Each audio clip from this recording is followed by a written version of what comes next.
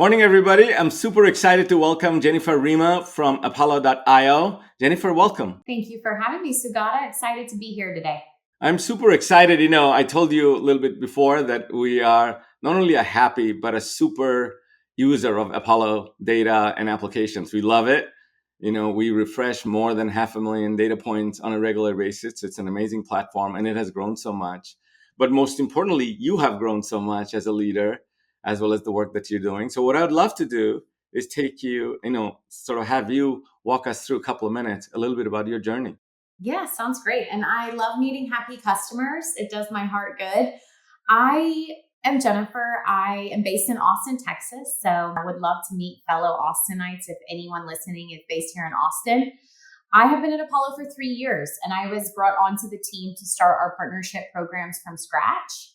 Before joining Apollo, I actually used Apollo in a startup. I started my partnerships career in Dubai, actually. I'm Middle Eastern. I always had an interest to live in the Middle East, and Dubai is a modern place to live, so it worked out perfectly. I planned to live in Dubai for a year where I did my master's, and I ended up staying 8 years. Expats who move to Dubai, this is a common theme. They plan to live there for a year, and then they end up staying for many years. So I I worked in fintech and I then joined an online travel platform in the Middle East, similar to Booking.com, Expedia. And that's when I started partnerships and just started my partnerships journey and stayed there for 4 years. And then I worked on a startup with my husband, actually. And I was using Apollo. And then this opportunity came about to join Apollo and start our partnership. So I leaped this way. And yes, I've been here for 3 years and it's been a really phenomenal experience. That is awesome. So we'll come back to the current moment, but let's dial back a little bit. Let's talk about over the last 10 years, as you sort of worked in the technology space and as a user of data and, trying to build partner network. What are the two or three things come to your mind that have been sort of driving trends that kind of got us to this point? It's interesting because working in the US was very different than working in the Middle East. And I don't know if we have listeners, in the Middle East, but partnerships was fairly new in the Middle East, especially when I started my partnerships career. So you had people in business development doing partnerships in these tech companies, but there was never really like a partnerships community like there is here in the US. Partnership Leaders is a community that I'm part of. So you meet so many like-minded partnership folks all around the world.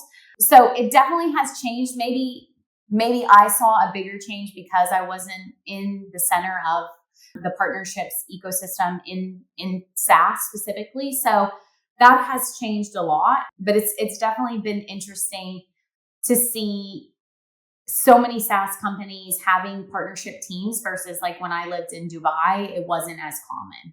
Yeah, so we have kind of a growing group of customers out of Dubai, and we're actually thinking of holding an event somewhere around November timeframe, actually in Dubai. But it's definitely growing, as you just said.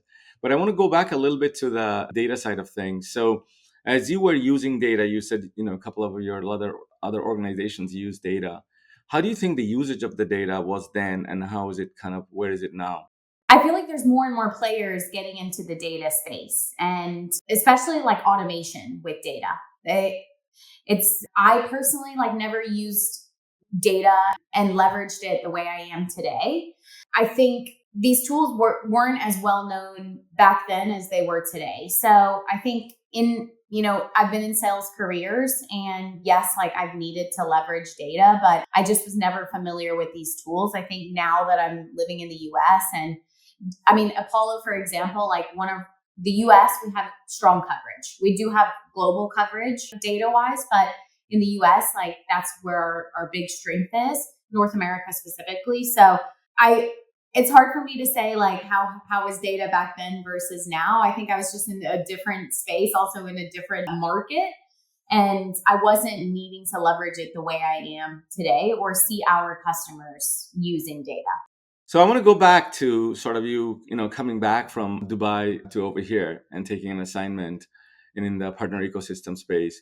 Can you reflect a little bit on not necessarily the partner leaders in the Dubai area? What was the ecosystem of partners in Middle East or that part of the world? It's interesting because Dubai is all about relationships. Like in the Middle East, relationships are people really value them, like one-to-one relationships. That's why a lot of companies in Dubai are going back to the office, because like you do need to have that direct relationship. I think even in sales, it's all about building this rapport. So I think although there may not be that many people with partnership titles, there's a lot of salespeople who have the same qualities that you need in partnerships in order to like build these or close these deals and have these successful relationships. So yeah, it's interesting. I think now that I'm in partnership leaders here in the US, I do see there's a couple of people that are in the Middle East and partnerships in these companies like X and Facebook and Google. You see partnership roles there, but I didn't see it in SaaS companies, which I think is like, now I'm in SaaS in the US and I see how big that ecosystem is. So I think it's growing a lot, but it's definitely led by these bigger companies who are US companies, but have big teams in the Middle East.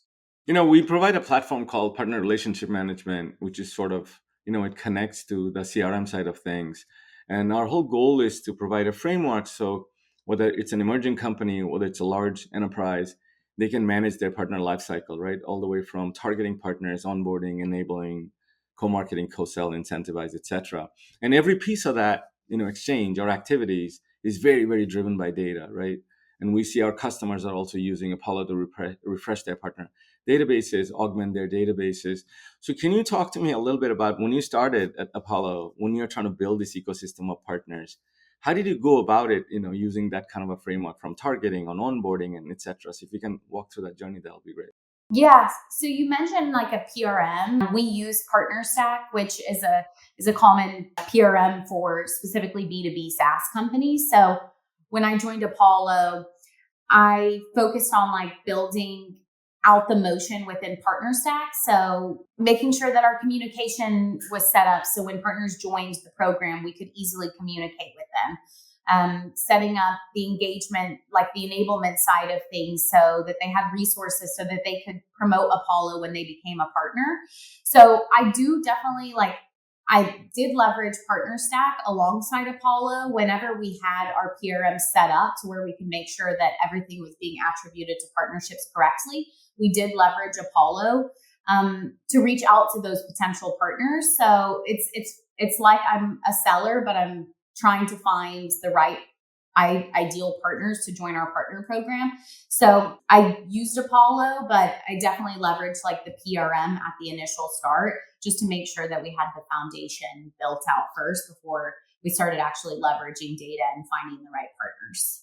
That's pretty cool. I had Bryn Jones from PartnerStack, on a podcast a couple of weeks ago. So that's going to drop pretty soon. Yeah. We're very complimentary with them because we start basically when companies require deep workflows, and they are very, very strong in affiliate space and the marketplace that Bryn and the team, Luke, they have built. Yeah, so we're quite complimentary from that way. But having said that, let's kind of go back to your sort of evolution of building up the ecosystem. So you said a very important word about ideal partner profile. How did you figure that out? Yeah. And I will just say, like, Luke from PartnerStack is amazing. So huge shout out to him and the rest of the PartnerStack team. So the first, I was a one-person team for a year. And I made sure that I focused on like being very specific on what the partner programs would be. So today we have 4 partner programs, which is very common in the SaaS space. We have affiliates, integrations. So these are integrations being built by partners, or these are product partnerships that we're actually building those integrations, those native integrations. Next, we have agencies. And then our 4th partner program is startup ecosystem. And so that was my main focus of like deciding which partner programs we want to have, especially because I was a one-person team. I needed to be very focused and made sure that like if people wanted to partner with us, I could tell them, hey, these are the 4 partner programs that we have. So once we decided like these are the 4 partner programs, that's when we said, okay, who is the ideal partner for each of these different partner programs? The affiliate program was our lowest hanging fruit. We knew that we had a ton of happy customers like you that talked about Apollo. They were super passionate about the different functionality that we had, and they would be happy to refer us. So Our affiliate program today, we have publishers, bloggers, customers who are referral partners. And so that was like our ideal partner profile. We knew that these were the partners that would join the affiliate program. I think like when it comes to deciding who is your ideal partner profile, you look at the first couple of partners and see what they all have in common. So for example, agencies. We knew that agencies such as RevOps agencies or HubSpot partners, Salesforce partners, those are the types of partners that we want in our program. And so, yeah, once we defined the program, we said like, these are the different partner types. And that's when we said like, this is who we actually want to partner with. So I think seeing trends of your initial couple of partners helps you decide like, this is who we want to go after and partner with. That's pretty cool. So let's start with those couple, right? Let's say as an example, so we can build upon. So if we take affiliate and agencies, can you walk us through, once you targeted them, what was your recruitment program like? What was your outreach? How did you bring them into a conversation? Who else was involved? Then going to the next step, they said, yeah, I want to sign up. What was your onboarding process like? So if you kind of walk us through, then we'll go through the rest of the partner space. Of course. So again, because I had to be scrappy. I was one person. I had my first hire just when I hit 1 year. I actually was going on maternity leave. So I was like, we need to hire. And we found the best hire. Her name's Jessica. She leads our technology program today. But so at the beginning, when I say set up, I mean like in your PRM, as soon as a partner joins the program, they get a welcome email. They can either book time with you so you could just meet them directly. So we have all the communication within PartnerStack. Once they're onboarded, we want to make sure that they know how to sell the product. So we have a training program. So they get certified and we do require them to do that training. We're now like building out our proper academy. So we will have like proper certifications, but so when they join, they get onboarded, they get access to resources like partner logo, and then they can actually start like promoting the program. And so that's like how we onboard them. Again, like we wouldn't have been able to scale without a PRM. I don't know how companies do it manually, very tedious. But so once the partner gets onboarded, they can then start like publicly promoting their partner. And then from an outreach perspective, how we were lucky at the beginning. To this day, we still get so much inbound interest of people wanting to partner with us. Not every company is like this. And I've seen it in other roles. Like we're very lucky to have such a demand of partners wanting to work with us. But because I was super scrappy at the beginning, my outreach approach was looking on LinkedIn and seeing who was talking about tools like Apollo and manually just reaching out to them. So I wouldn't advise that if you like have a more established program. But once I started to see a lot of interest of people speaking about us on LinkedIn and me getting replies in my messages of, hey, I'd love to partner together. I was like, okay, great. How can I automate this? So then I did use Apollo. I said like, these are the agencies that we want to work with, built out lists, and then set up automated sequences and reached out to them directly and then just started to onboard partners that way. So that was like the onboarding flow and how I started to get new partners into the program. Again, today we have landing pages on our website that specifically mention like, these are the 4 partner programs. We have a form, they fill it out, and then now my team is more established. So we have dedicated partner managers for each program, but then they reach out to that partner directly. So that's like the process. That is pretty amazing. So let's double click a little bit. So now let's say now you have, can you share like how many partners you have roughly in those categories? If not in maybe a ballpark, like dozens or hundreds or? Yeah, we have over 1,000 agencies in the program today. And I'm very, very bullish on agencies. So maybe we could dive into that as well. But we have over 1,000 agencies and we have over like 7,000 partners in the affiliate program. But I do have to say it's a little misleading because everyone in the partnership space knows that you have like 20% of those partners that are actually active. So yeah, let's say 20% of our total partners actually like very active and they're driving 80% of the revenue. So we have a handful of partners. We definitely do. We've been very lucky. Like we have hundreds of startup ecosystem partners. We have many companies that have built integrations to our API. So yeah, we definitely have a good number of partners in the programs. Now we're really focusing on the activation of like, how do we really get these partners engaged? That's pretty amazing. So I'll come back to the agency piece, but let's talk a little bit about sort of from a partner ops perspective, which will be a major discussion point in Austin event also, is that so now you've targeted them, now you have recruited them, you have onboarded them. Now, if you kind of follow that journey, do you run programs with these partners? Are there things that you do with them? So we did launch something called a partner success series where every single month we have a dedicated webinar where we talk about product launches. Because with with agencies, technology specifically, partners need to know like how to sell Apollo on your behalf. So we constantly need to make sure that from in education perspective, like they know what products we're launching. Like they're constantly kept in the loop. So yes, we have this monthly webinar. We also have like partner hours where new partners can meet us. It's like a meet and greet.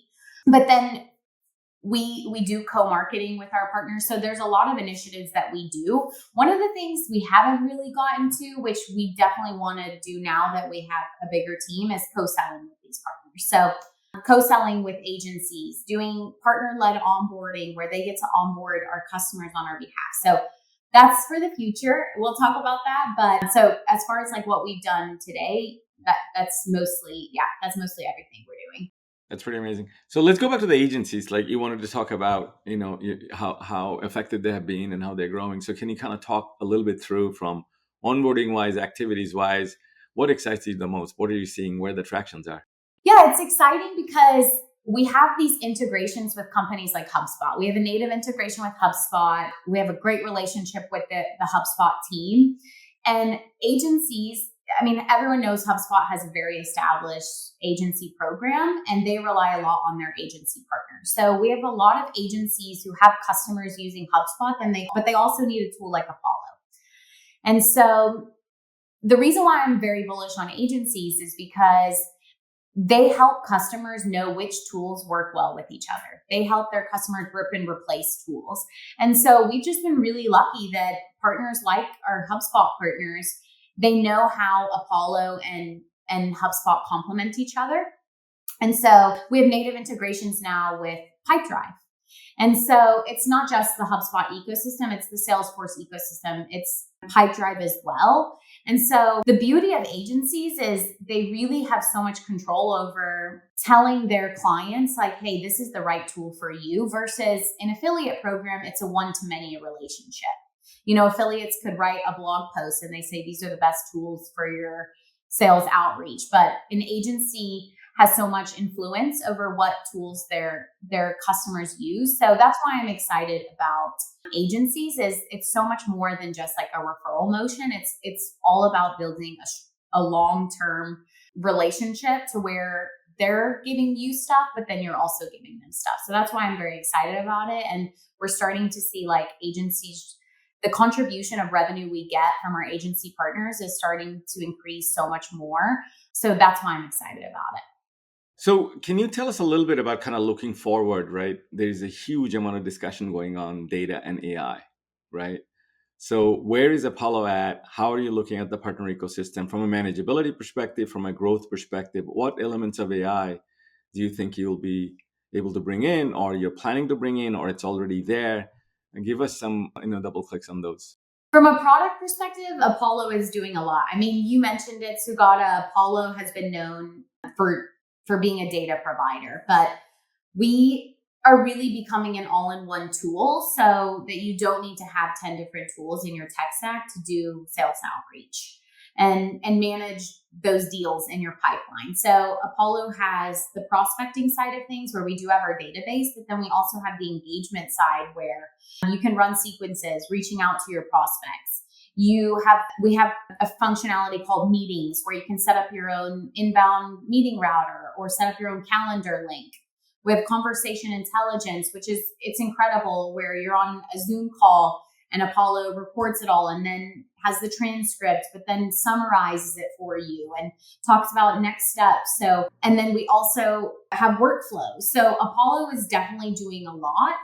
It's less of like, how am I using AI in my role? But obviously if I'm working at Apollo and our product has a lot of this different functionality, we're working with partners who are promoting this different functionality. So that's how I'm using it. And yeah, it's more of like what our product is evolving into, which is incredible to see.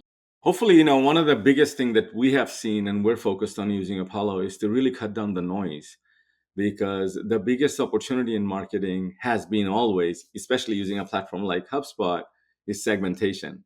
Because you don't want to broadcast an email, you want to narrowcast. And it's not just the email personalized for you, it's the content that's in there. Every piece should be pulled together based on your past, consumption history, right?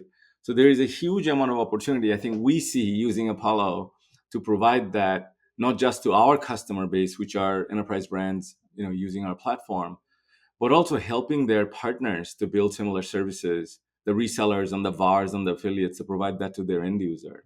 So have you seen use cases like that evolving, or are you using the data to personalize the content and campaigns and etc.? Yeah, exactly. Like we have something called Power Ups, and shout out to Tyler who leads this from the product side of things. It's so powerful because it does exactly that. It allows you to really personalize your outreach because everyone is receiving a ton of emails. I mean, even myself, people find my email in our database and they're reaching out and it's very overwhelming. So I think like to really differentiate when you're reaching out to a prospect or to its potential partner, like you have to personalize it. So for example, Allie, who leads our startup program, she used Apollo, she built, but she's trying to onboard partners. So she used Apollo to find the contacts. She's using Power Ups and like built a prompt to where it personalizes her outreach. She's using workflows.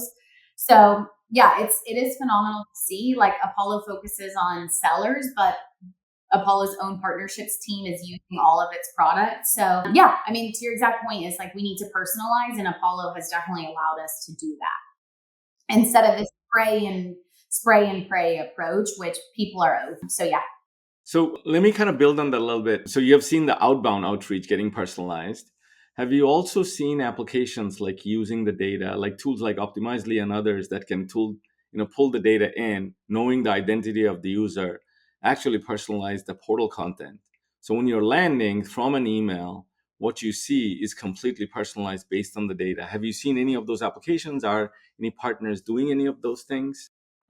We have a partner like Warmly. Are you familiar with Warmly? There's a ton of smaller tools that target SMB, which works well with Apollo because that's our bread and butter is the SMB audience. So we do have a lot of partners that they're smaller players and they use our API and they push data into their own platform. And so that complements us very, very well. But yeah, so it is a very seamless experience from when you find the data, when you're doing the actual outreach to actually getting in touch with those customers. How are you and your team? I'm curious. I know you mentioned you're just using Apollo for data.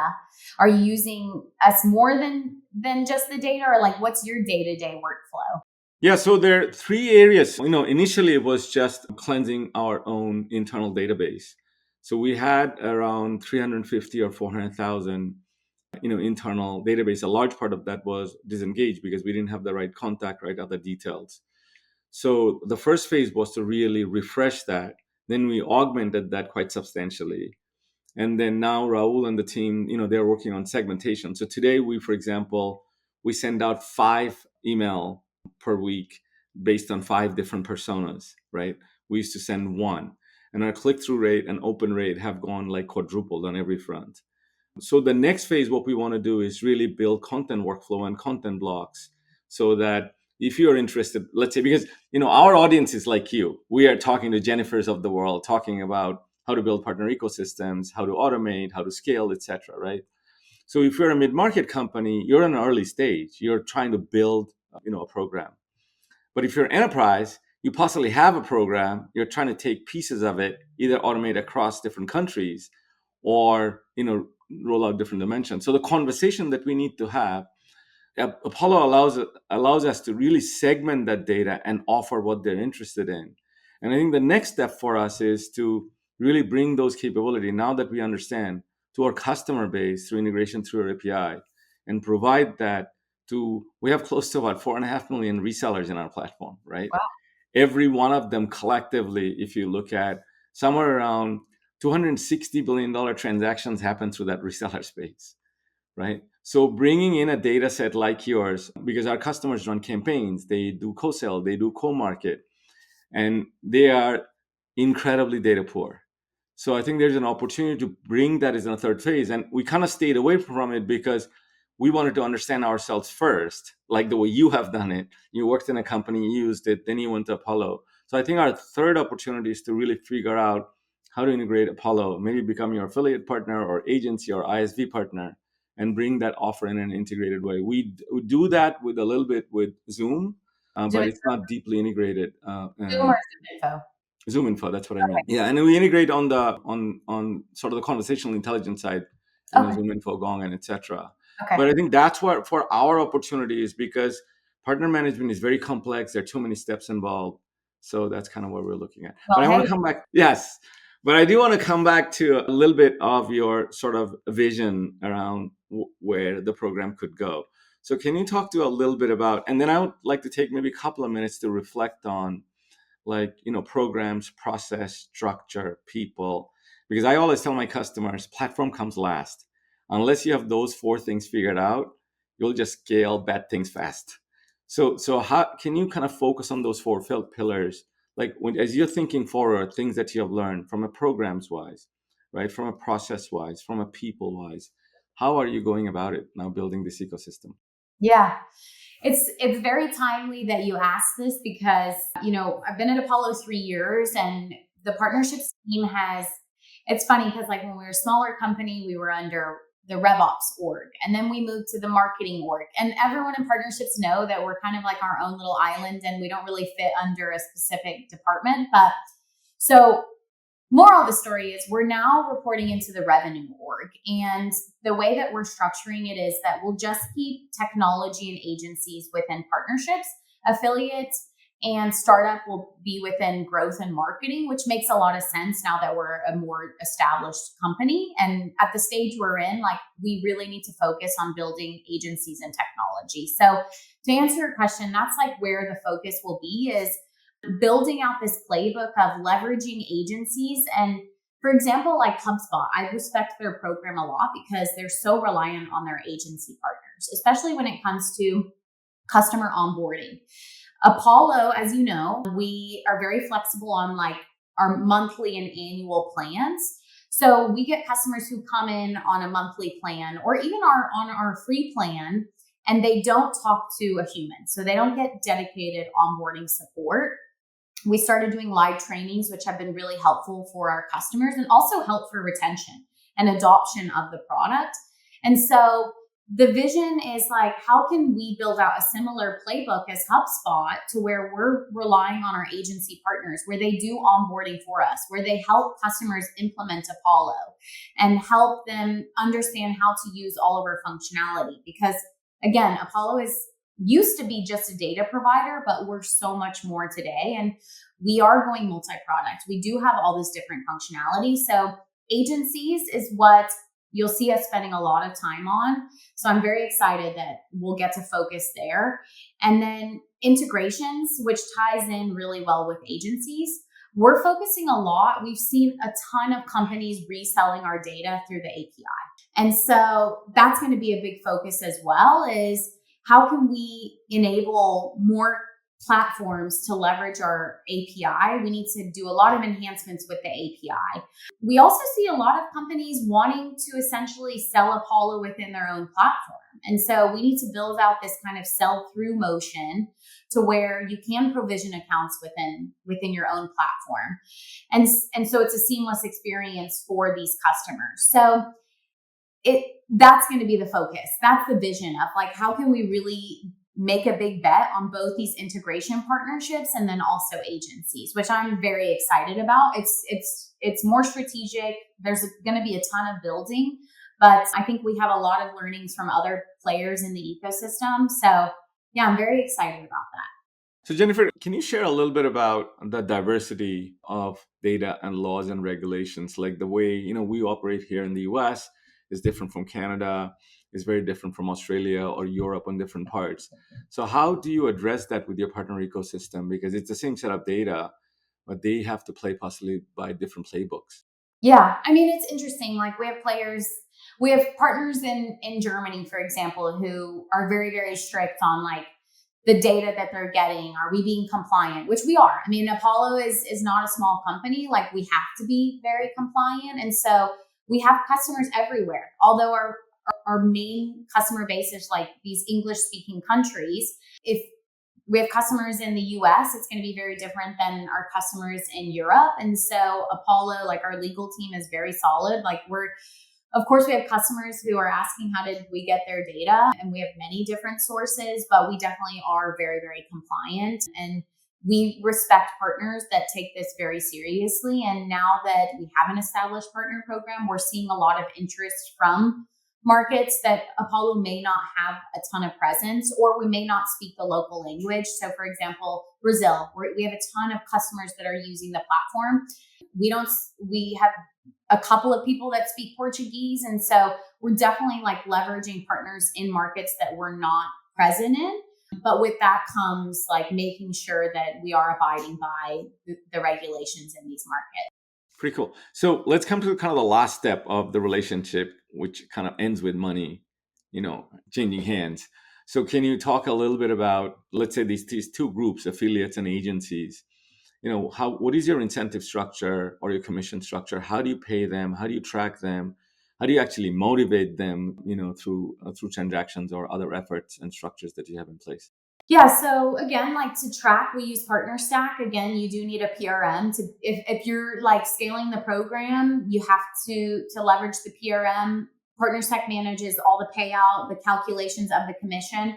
The affiliate program, we pay out commission based on like a paid customer converting. So we do 15% commission on monthly plans for the first year. And then we do 20% commission on annual plans for the first year for affiliates. This differs than the agency commission structure because again, affiliates, it's like a one-to-many relationship. They're not doing the one-on-one like an agency partner is. Agencies are doing more of the hand-holding. They actually do demos for us. They're really like selling on our behalf. So with agencies, we pay 20% lifetime commission, which is very attractive for the agency partners. So that's the commission structure that we have in place today. We do get a lot of like our tech partners who built integrations. When they promote us, we get them on board as like a tech referral partner and we pay commission to them as well. So we actually host like all of our referral programs within PartnerStack, which is nice because we can see all the programs, the payouts to these partners. And so, yeah, so to answer your question, like how are we scaling? We're using PartnerStack and that allows us to just not worry about payouts. We worry on like actually building those relationships. That's pretty awesome. So how did you come up with this, like this 10%, 20%, different tiers? Because this is where most people struggle when they're pulling their program together. How did you go about doing that? Yeah, we knew that we wanted to incentivize higher on annual plans because monthly customers they have the tendency to churn more than somebody who's committing to an annual plan. So that was one thing, like how can we incentivize more on annual plans? For just like the 10%, we knew that we need to pay commission to the partner, but then also to our sales team. So we said, how much commission do we pay out to the sales team? And like, how much does that leave us at the end of the day? So the 10%, I also looked at a lot of other partner programs and said like, oh, wow, this is actually, it's higher than some programs. It's very straightforward. So like when we came up with this, we said, we want to make it as simple as possible. Like, is this easy for the partner to understand what they're going to be receiving at the end of the day? So yeah, we looked at that. I looked at other competitors, other partner programs, and then we ended up also meeting with finance saying like, hey, does this make sense? Running the numbers, looking at it like on a yearly basis of how much are we actually going to pay out to partners. So, and because, we can't like at the end of the day, we're offering maximum 20% lifetime commission to the agency partners. We still have a little room to play around. So like we run incentives, we run campaigns, challenges where we say, hey, like till the end of this month, you're going to get an additional 10%. So that's my advice is like, look at all those different factors, but then also think, hey, if I wanted to run a campaign to get people even more excited, could I increase that commission a bit? Terrific. So I want to take last few minutes, kind of talk about you again. We started with you, we'll end with you. So tell us a little bit about like what does your day look like, week look like, month and a quarter look like. So that's one part. Okay. Second part, you have an amazing background, you're rising fast through, organization. So from a leadership perspective, and especially a woman in a leadership role, can you reflect on those three parts, like your tactical parts of your, day to day, aspirational part of Jennifer, and then the leadership part of, woman in power? Like, how does that look like? Yeah. Okay. Starting with like the tactical day to day. I mean, I have 4 direct reports at the moment and doing one-on-ones with them. We also like our leadership team, we do revenue business reviews once a week. So like preparing for that, talking about the numbers. If something is down, what are we going to do to fix it? Like, how are we going to close that gap? And so, yeah, on a weekly basis, meeting with other cross-functional stakeholders on, hey, like this is a project that we have. I think because Apollo is fully remote, we do have a lot of meetings, which I'm opposed to, but I think it's a great way to connect with people who are all around the US or even globally. So yeah, meeting with my team, these revenue business reviews, looking at the data, like how are we pacing against our quarterly targets? We do OKRs. So we have our main objectives and then we have the key results. So like if we have meetings, it's like related to your key initiatives for that quarter. So that's what my week looks like. I'm a mom. I have my son, he turns 2 next month. His name's Aiden. So in the morning, I'm doing mom stuff, dropping him off at daycare and then getting right into it. And I usually start my meetings about 10 a.m. Central Time. So that's what my day looks like. The week goes by quick. And how is your quarter? How does your quarter look like? Yeah, I mean, like, again, because we have this process of these OKRs, we know what we need to achieve within that quarter. So for example, like our main North Star metric is registrations and revenue. So each of the different programs, they have their number of registrations that their program should hit, number of partners they need to onboard. So I'm helping our team like, hey, if we need to onboard more partners, working with them on a strategy of, hey, how are we going to get to our quarterly target of onboarding these partners? So the quarter looks like that. We have our main North Star metrics of registrations and revenue that we need to hit. And then we have all these initiatives that will help us achieve those main objectives. So that's what the quarter looks like. Pretty cool. So let's talk a little bit about the leadership part of things, right? You're a rising star. Looking at your LinkedIn profile, it's pretty obvious. So tell us a little bit what kind of drives you.